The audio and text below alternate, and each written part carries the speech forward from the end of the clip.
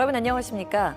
해마다 적자에 허덕이는 부산교통공사가 해외 진출 사업에 적극적으로 나서고 있지만 실체를 들여다봤더니 해외 진출이란 말이 무색했습니다.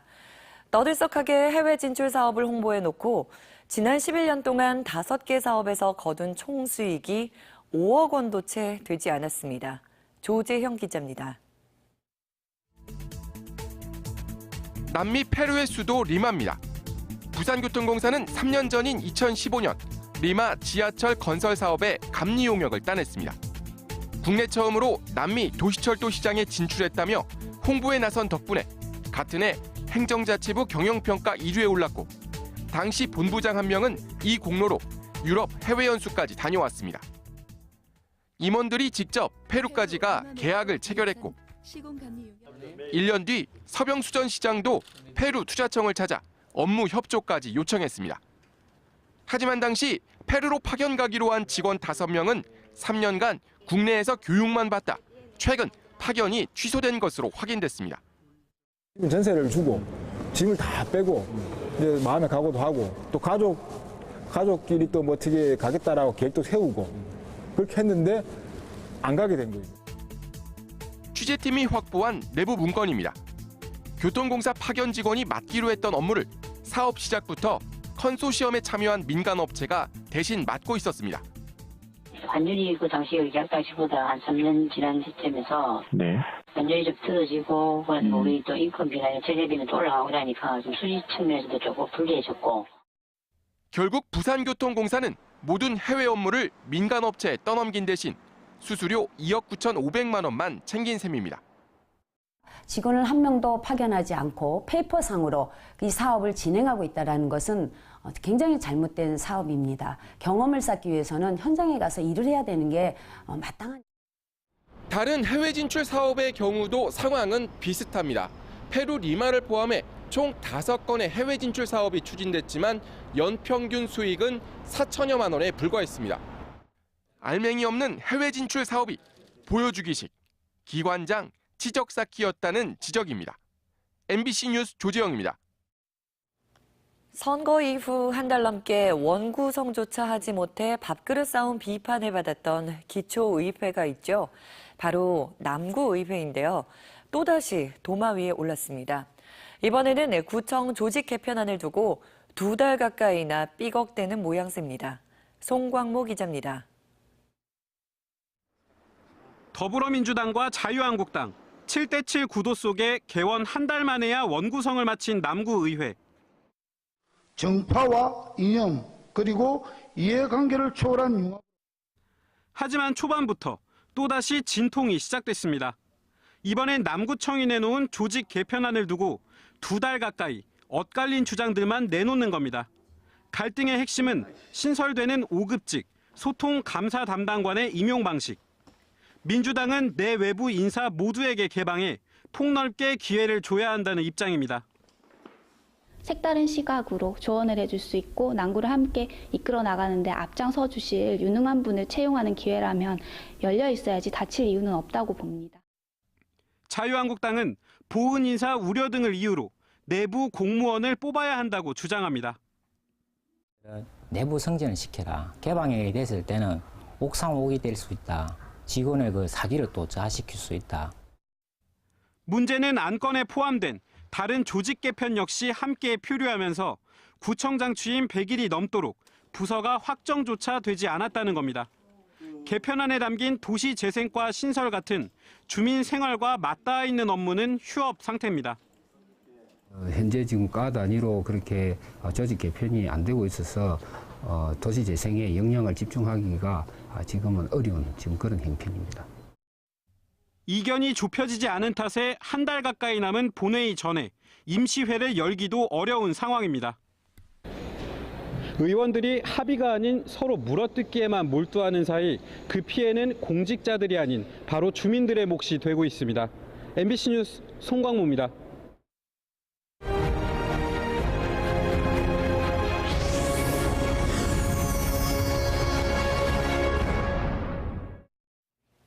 부마 항쟁은 유신 정권 최초의 시민 봉기로 오늘날의 촛불 정신과 맥이 닿아 있다고 할 수 있습니다. 학생보다 일반 시민들의 참여율이 매우 높았는데요. 하지만 검거 과정에서 저질러진 불법은 알려진 것보다 심각합니다. 오랜 시간 트라우마에 시달리고 있는 이들에게 명예회복과 피해 보상이 절실한데요. 그런데 국가는 아직 미온적입니다. 황지실 기자입니다. 그럼 거기서 구경하던 사람들은 다 방화범입니까? 증거 있습니까? 내가 파출소에 불렀다는 증거 있습니까?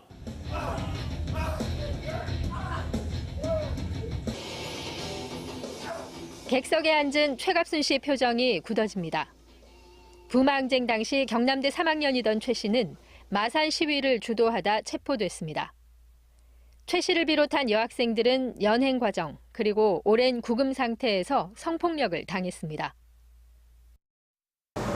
개구리처럼 이렇게 팔, 다리 쫙 눕혀놓고 하복부를 지니 분합발로 막 박는다든가 빨가벗겨놓고 꼬챙이 같은 걸로 가슴 부분이 뭐 어떻게 생겼다든가. 벌써 40여 년 지난 일이지만 공황장애와 복약 후유증, 트라우마는 여전합니다. 막 땀을 뻘뻘 흘리면서 주저앉은 적이 있어요. 이렇게 빨리 가잖아요. 서울사람 다다다다 이렇게 군인들이 제가 무슨 그럼 탁 도열해서 막 하던 그 무서움이. 여자친구 만나러 갔다가 계엄군에게 맞아 사흘간 혼수 상태에 빠졌던 시민. 골목 딱 끼어가지고 던지면 안에서 나지. 그러게요. 그것을 죽고 나는 사람도 많을 수밖에 없지. 시위 주동자로 몰려 모진 고문을 당했던 대학생. 코로 입으로 물이 다 들어갈 거 아닙니까? 이제 몸부림칠 거 아닙니까? 거기에서 이렇게 매달리가 있는 상황에서 몸부림쳐봤자 무슨 합니까? 머리는 잡히가 있죠. 부마항쟁 보상법에 따라 관련자로 인정받은 건 152명에 불과합니다. 보상을 신청한 99명 중에 81명이 장애보상과 생활지원금을 받았습니다. 당시 시위 규모와 연행자 숫자를 볼 때 극히 소수입니다.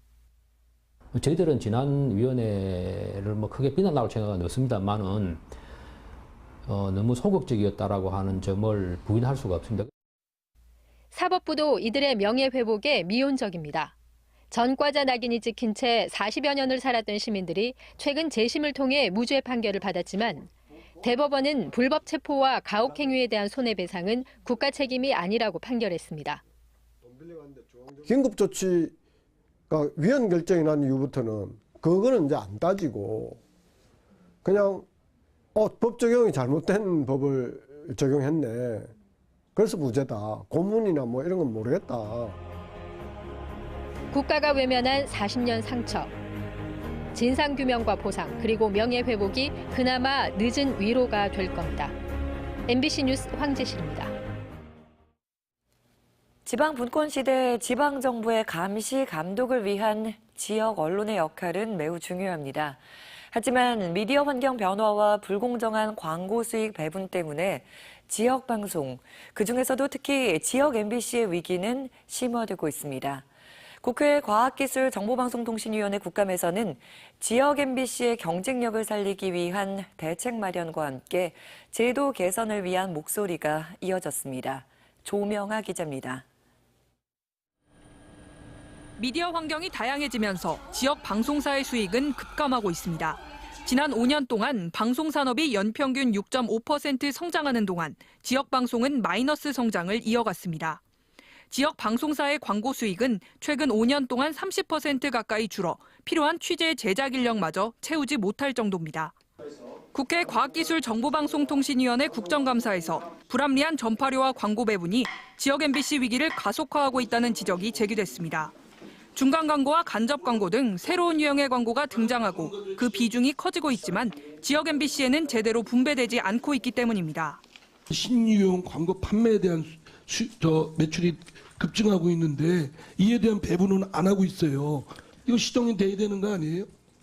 지방분권 시대 지역방송은 지방정부에 대한 감시와 감독 기능을 하고 있는데 한국방송광고진흥공사는 지역방송사의 위기를 외면하고 있다는 질타가 쏟아졌습니다. 지역방송사의 주요 수입원인 광고 매출을 확대해야 하지만 방송광고공사는 지역사무소를 없애려 하는 등 오히려 거꾸로 가고 있다는 겁니다. 오히려 감사원 기준에서도 영업이익을 내고 있는 그런 게가 폐쇄 대상이 된 경우도 있더라고요. 그런 일은 어느 원칙에도 어긋나는 것이 아니냐. 또 지역방송 발전기금을 별도로 신설하고 유명무실한 조직에 그치고 있는 지역방송 발전위원회 위상을 강화해야 한다는 지적도 이어졌습니다. 이건 MBC 본사와 지역방송사 간의 협의로 이루어질 부분이기 때문에 저희들이 좀 그렇게 잘 할 수 있도록 중지하겠습니다. 의원들은 지역방송의 위기는 결국 지역 언론의 위기라며 위축돼가는 지역방송을 살릴 특단의 대책들이 서둘러 마련돼야 한다고 입을 모았습니다. 지역 MBC 공동취재단 조명아입니다. 우리나라 원양업계가 수산자원 고갈과 다른 나라와의 경쟁 등으로 어려움에 직면해 있습니다. 공적 개발 원조를 확대해 수산자원 확보에 나서야 한다는 지적입니다. 박준호 기자입니다. 만산의 꿈을 싣고 전 세계를 누비는 원양어선. 선박은 갈수록 노후화되는 데다 연안국가의 경쟁마저 격화되면서 큰 어려움을 겪고 있습니다. 특히 중국과 일본 어선들이 싹쓸이 조업에 나서면서 수산자원 확보에 비상이 걸렸습니다. 지난 2014년 66만 톤이던 원양업 생산량은 지난해 43만 톤으로 줄었습니다. 특히나 이제 동남아 같은 경우에는 좋은 이제 환경 조건을 가지고 있음에도 불구하고 어떤 자원은 계속 이제 너무 많이 이제 남획을 하기 때문에 자원은 계속 감소하고 있습니다. 수산자원을 안정적으로 확보하기 위해선 공적 개발 원조인 ODA를 확대해야 한다는 지적입니다. 현재 대외 원조 ODA 가운데 수산 비중은 고작 0.4%. 프로젝트를 매니지할 수 있는 시스템이 좀 있으면 좀 약간의 전체적인 해양수산 ODA 예산이 약간 다른 분야에 비해서 적지만 그래도 강한 ODA가 되지 않을까. 단순히 물자를 제공하는 차원을 뛰어넘어 양식과 가공 기술을 전파해 상생 협력을 강화해야 할 걸로 보입니다. Your technology transfer this technology and this expertise from Korea to member states of Africa. It means we need more cooperation.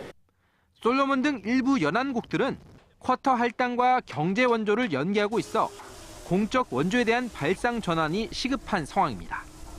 MBC 뉴스 박준호입니다. 남북의 평화 분위기가 조성되고 있는 가운데 부산시가 11년 만에 남북교류협력위원회를 열고 부산과 북한 간 교류협력 사업을 추진합니다.